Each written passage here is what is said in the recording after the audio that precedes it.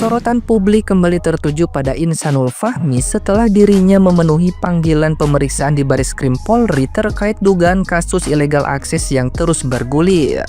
Dalam agenda tersebut, ia datang bersama tim kuasa hukum untuk menyerahkan rangkaian bukti baru yang diklaim krusial. Pihaknya menyebut penyidik telah menerima dokumen tambahan berikut keterangan saksi kunci sebagai upaya memperjelas posisi Insanul Fahmi dalam perkara ini. Pemeriksaan berlangsung intens dengan puluhan pertanyaan, disertai pelampiran bukti digital berupa percakapan, rekaman suara, hingga video yang diyakini saling berkaitan.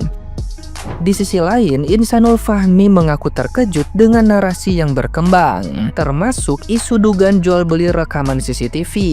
Ia menegaskan dirinya merasa dijebak dan menilai peristiwa tersebut telah dirancang sejak lama oleh pihak tertentu. Kekecewaan pun muncul akibat beredarnya video ke ruang publik yang dinilai merugikan banyak orang. Meski mengakui adanya khilafan sebagai manusia, Insanul Fahmi berharap proses hukum mampu membongkar pelaku utama dan mengungkap motif di balik penyebaran CCTV tersebut secara tuntas. Nah, gimana nih menurut netizen yang terhormat? Silahkan berkomentar ya.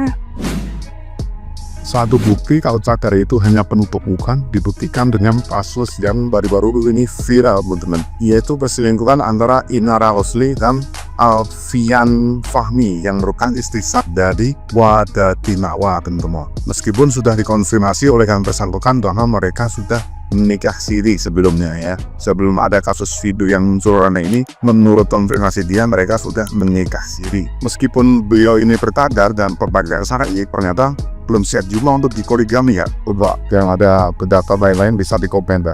Jatuh 10.000. Dari awal kan gue udah bilang, kalaupun ada dugaan illegal access, maka rasanya sangat kecil kemungkinannya bila pihak luar yang melakukan.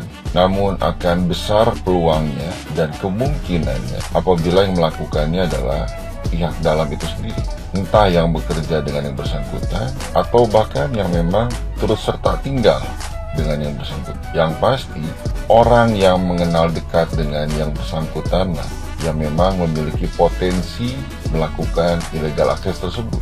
Bukan berarti pihak luar tidak bisa melakukan dugaan illegal access tersebut. Namun potensi dan kecenderungannya rasanya cukup sulit, karena kalaupun dilakukan oleh pihak luar, maka akan menimbulkan sebuah kecurigaan. Namun berbeda halnya dengan pihak dalam, potensi dan kecenderungan untuk melakukan dugaan illegal access cukup besar.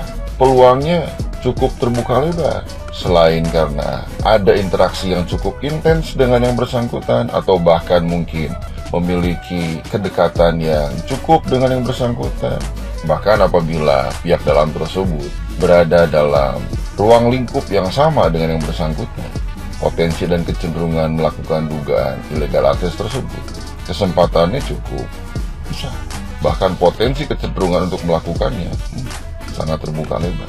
Maka timbullah pertanyaan, apakah mungkin ada kolaborasi antara pihak luar dan pihak dalam?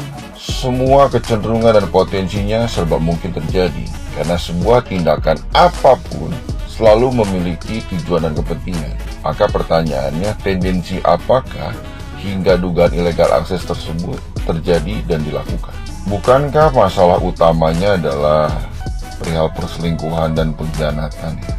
Tapi semua malah melebar jauh dari pokok permasalahan. Ya, inilah namanya cuci tangan, cuci kaki, cuci muka. Hingga lupa buat cuci diri dan ngaca diri. Padahal penyelesaiannya cuma satu, tahu diri.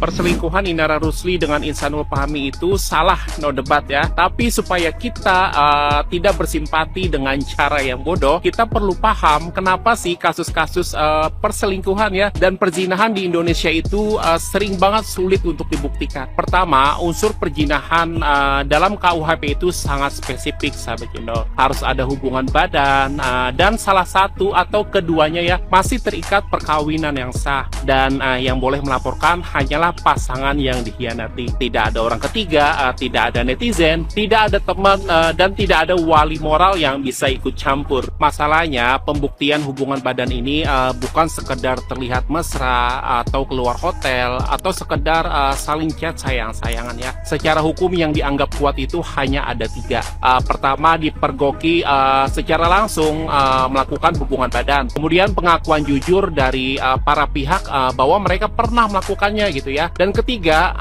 mungkin adanya rekaman yang secara jelas menunjukkan adanya hubungan seksual. Masalahnya ya, siapa sih yang bisa memergoki orang dengan mengetok pintu ketika orang melakukan hubungan badan ya? Kan keburu pakai baju gitu ya. Nah, kemudian siapa juga yang mau mengaku di depan publik bahwa mereka berzina? Dan kalau misalnya mengandalkan rekaman gitu ya, nah disinilah letak dilema hukum ya. Hukum positif Indonesia sangat ketat melindungi privasi. Ini bukan pendapat netizen cendol ya, ini adalah perintah undang-undang.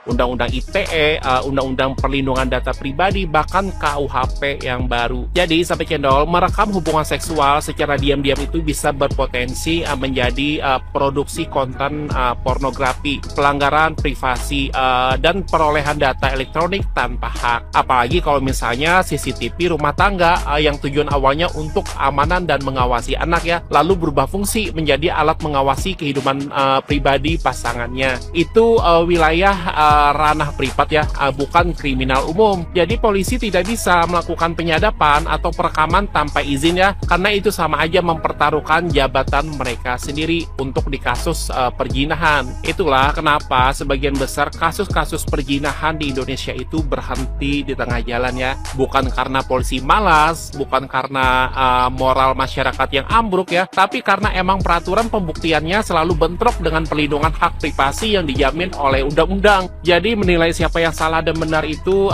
sangat mudah ya. Yang sulit itu adalah cara kita memahami ya bagaimana hukum bekerja di balik layar. Kalau kita tidak mengerti konteks ini ya, kita akan terus terseret drama, membela membabi buta, dan jadi penonton yang gampang dipermainkan oleh narasi yang emosional. Jangan cuma ikut marah, pahami dulu arena permainannya. Guys, cowok kayak Insanul ini buat cewek-cewek ya, perlu hati-hati. Dia itu pinter banget ngomongnya ya. Orang pinter ngomong, tapi secara mentally dia belum mature nih. Jadinya kayak Insanul gini, ngomongnya bertele-tele, ngomongnya sok diplomatis, tapi itu kosong. Di dalam video tadi tuh mau 2 menit tapi ya gue potong aja tuh ya tadi. Intinya di situ adalah dia tuh menjelaskan kondisi pernikahannya dia sama si Mawa ya kan. Terus dia bilang sebenarnya tuh dari 2019 sampai 2023 tuh hubungannya tuh udah nggak baik-baik aja gitu. Dan singkat cerita beberapa kali ini ya si Insanul ini minta hubungan badan sama Mawa itu ditolak, alasan A, alasan B, alasan C. Gantungan kunci. Di sini ya, di video ini yang panjang tadi, di situ sudah cukup menjelaskan bahwasannya tujuan lo nih ya nikah sama Inara Rusli itu hanya semata-mata apa? Semata-mata menyalurkan itu nafsu lo yang nggak bisa lo salurkan kepada istri lo. Kalau orang ya secara mental udah dewasa, siap menjadi imam, ini kenapa nih bini gue ajakin gak mau? Harusnya kan gitu, harusnya berpikir jangan semua beban diserahkan kepada istri. Terus juga personal branding lo aja di sosial media lo aja udah kayak lajang. Entar dulu lo nih mau pencitraan ke siapa gitu loh. Kayak nggak mau banget ketahuan orang banyak lo ini udah punya istri sama anak. Kagak ada satu foto pun istri lo dan anak-anak lo di situ. Pas udah rame-rame begini baru lo posting anak lo dengan caption menjatuhkan istighfar. Gue bilang Insanul, tahu nih upaya lo kan ingin mencari simpati netizen ya, apalagi ya kan lo supaya mendapatkan dukungan nih kita perlu dengerin nih dari sisi Insanul. Tapi ya sorry to say, netizen tuh bukannya mendukung lo, bukannya simpati sama lo, malah semakin yakin bahwa lo tuh beneran red flag. Dan bisa-bisanya orang kayak lo nih dikasih panggung, dikasih sesi wawancara kayak gitu. Udah deh, Beda Insan udah urus deh tuh. Itu lo apa namanya yang lo di setir mobil lo tuh sambil megang es krim.